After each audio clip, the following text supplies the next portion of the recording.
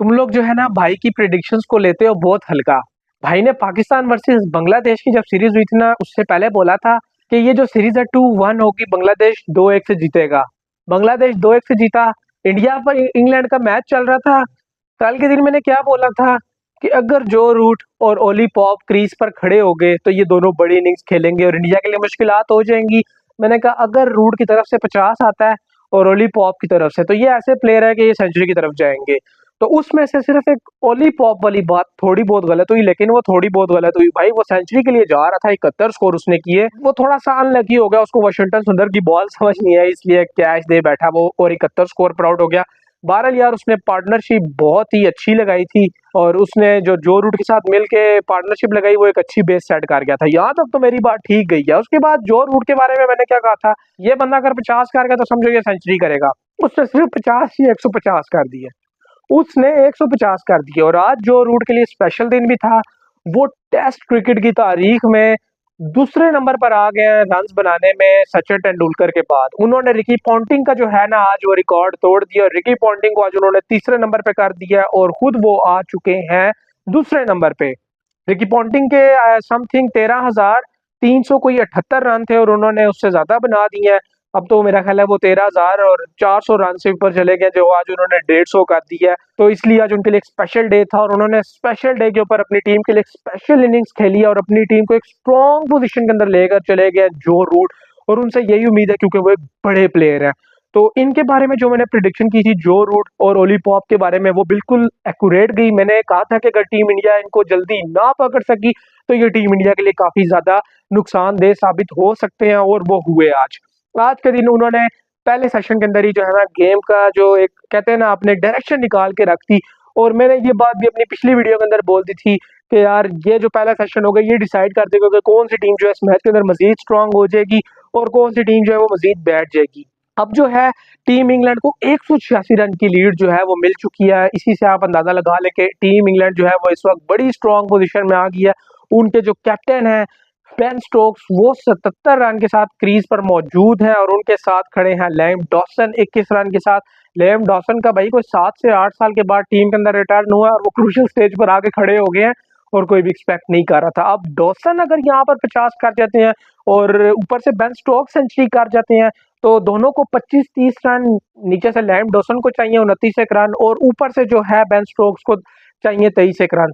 तो ये 70 एक रन जो है अगर मिलके दोनों बना जाते हैं तो इनका स्कोर जो है 600 के ऊपर चला जाएगा। 600 से ऊपर का मतलब है कि 240-250 रन की लीड इंडिया के लिए लग गई। इंडिया को तो अब दो ही विकेटें लेनी है ना, एक बेन स्टोक्स की और लैम डॉसन की। तो ये मेन विकेटें हैं। असल में मैं ये इस जुमरे में कह रहा हूँ कि मेन तो दो विकेटें लेनी है। तो अगर ले लेती है टीम इंडिया जल्दी तो टीम इंडिया के चांसेस फिर भी कोई बन सकते हैं, लेकिन अभी जो सिचुएशन हो चुकी है और जितनी लीड बन चुकी है ये भी मुश्किल है। ये भी मुश्किल हो चुकी है 186 की। अब पिछले जो मैच था उसके अंदर इंडिया जो था वो 170 पे ढेर हुआ था, तो अभी 186 बन चुका है।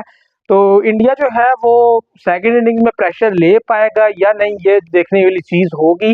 अब अगर इंडिया जो है वो इस तरह बैटिंग करता है तो तभी इस मैच को बचा सकेगा। अब इंडिया इस मैच को जीत नहीं सकता, जीतने वाला ऑप्शन जो है ना टीम इंडिया के निकल चुका है हाथों से।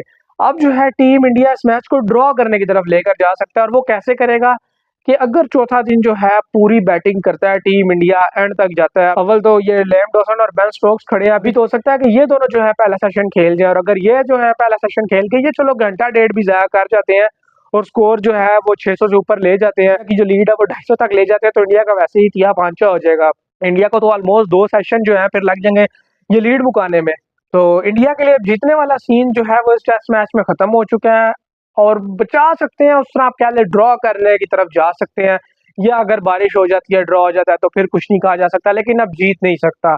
जो रूट ने जो इनिंग्स खेल दी है वो इनके जो है ना वहमो गुमान में भी नहीं थी कि जो रूट इतनी जबरदस्त इनिंग्स खेल जाएगा और ऊपर से जो इनके क्रॉली डकेट उनकी तरफ से इनिंग्स आई, एक ने 84 की, एक ने 94 की है, ओली पॉप की तरफ से 71 है, जो रूट की तरफ से 150 है। तो अब आप देखेंगे इनके जो पहले चार बल्लेबाज हैं उन्होंने ही इंडिया का काम उतार दिया।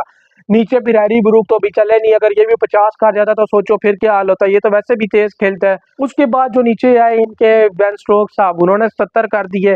फिर जेमी स्मिथ नहीं आज इनके चले भाई, मेन बल्लेबाज इनके जेमी स्मिथ, जिनके ऊपर बड़ा ज्यादा रिलाय कर रही थी पिछले टेस्ट मैचेस के अंदर टीम इंग्लैंड, वो नहीं अभी तक चले भाई, वो 9 पर आउट होकर चले गए, बुमराह का शिकार हो गए।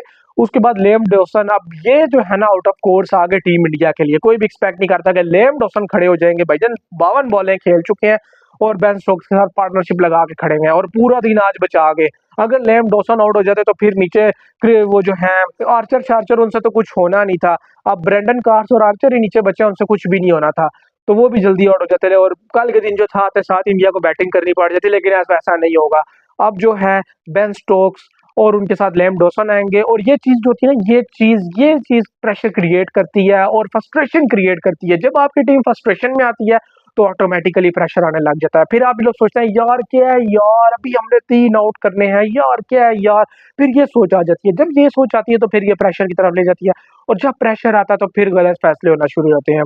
तो जब गलत फैसले होना शुरू हो जाए तो फिर वो आपको जो है हार की तरफ ले जाते हैं। अब टीम इंडिया को करना क्या है, एक तो प्रेशर नहीं लेना, इस सिचुएशन को बड़े अच्छे से हैंडल करना है और जिस तरह इंग्लैंड ने इसको हैंडल किया है उसी तरह जो है टीम इंडिया को भी करना पड़ेगा और टीम इंडिया को फुट स्टेप्स फॉलो करने पड़ेंगे इंग्लैंड के। जिस तरह उन्होंने बैटिंग की इस विकेट के ऊपर, उसी तरह टीम इंडिया को भी करनी होगी अगर ये टेस्ट मैच बिताना चाहते हैं। और अगर चाहते हैं कि भाई हाथ पैर छोड़ देने हैं तो फिर ठीक है यार, हाथ पैर छोड़ दो, टेस्ट मैच फिर इंग्लैंड को जीतने दो।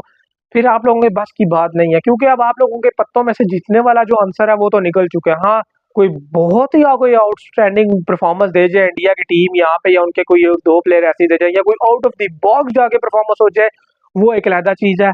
लेकिन अब जो सिचुएशन बन चुकी है वो इंडिया के कंट्रोल से काफी बाहर हो चुकी है। तो आप समझ लें कि ये 186 रन बन चुके हैं। अब इंग्लैंड जो है वो 230 या 240 रन की मजीद लीड करेगा और फिर डिक्लेयर करके इंडिया को बैटिंग देगा। अब डिक्लेयर ना भी करे तो उनकी विकेटें भी गिर जाए तो 220-30 तक तो इंग्लैंड जाएगा ही जाएगा। तो 230 की लीड अगर हो जाती है तो फिर सोचेंगे इंडिया के पास क्या बचेगा। इंडिया को बैटिंग भी करनी है, वो 230 रन का खसारा भी उतारना है, फिर उसके बाद टारगेट देना है। तो इंडिया के लिए चीजें अब काफी मुश्किल हो चुकी हैं। अब इंडिया को जो है इस प्रेशर को हैंडल करना और इस सिचुएशन के अंदर से निकलना है। अब यही सब देखेंगे कि इंडिया कैसे निकलेगा। अब बहुत सारे क्वेश्चंस खड़े हो गए टीम इंडिया के लिए। अब टीम इंडिया ने उनका आंसर करना है कि कैसे निकलेंगे वो इस सिचुएशन से, या नहीं निकल पाएंगे, या जो है इजीली गिव अप कर जाएंगे, या फिर हो सकता है कि यहाँ पर इंग्लैंड की टीम जो है वो एक इनिंग से मैच जीत। ये भी एक मुमकिन हो सकती है बात, और ये बात भी मैंने पिछली वीडियो के अंदर बोली थी कि आप लोग जो है मेरी बात से डिसएग्री करोगे।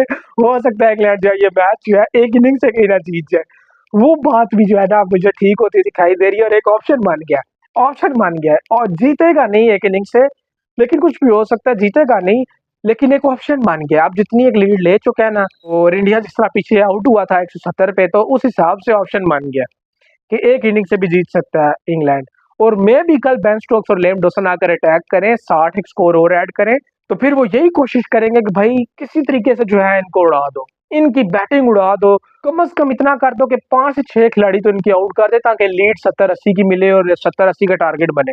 तो ये कोशिश करेगी अब इंग्लैंड। और अब उनके पास भाईजान 2 दिन है पीछे, 1.5-2 दिन है इंडिया को काबू करने के लिए, और वो इसमें करेंगे, जोर लगाएंगे। इंग्लैंड वाले जोर लगाएंगे। और मैंने कहा था कि भाई इंग्लैंड जो है टेस्ट मैच में पूरा जोर लगाएगा, उनको पता है कि सीरीज हमने जीतनी है, तो वो इसमें टेस्ट मैच के अंदर जोर लगाएंगे और वो लगा रहे हैं और लगाएंगे। अब इंडिया के लिए देखना होगा कि कैसे कम बैक करेगा। और डे 4 के बाद मजीद सिचुएशन इस टेस्ट मैच की और खुल के सामने आ जाएगी।